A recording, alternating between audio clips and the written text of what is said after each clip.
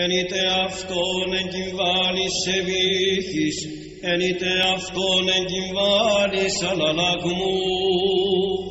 Πάσα πνοή ενεσάτω των Κύριων, το πνεύμα το Άγιον, φως και ζωή και ζώσα πηγή νοερά, πνεύμα σοφίας, πνεύμα συνέσεως, αγαθών ευθές νοερών ηγεμονεύων καθέρων τα πτέσματα, Θεός και Θεοποιούν πυρ εκ πυρός προϊόν, λαλούν ενεργούν διαιρούν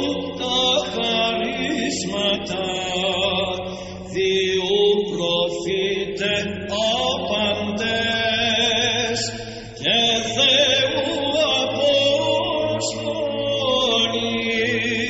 μετά μαρτύρων εστεύθησαν. Ξένον ακούσμα, ξένον θέαμα, πυρ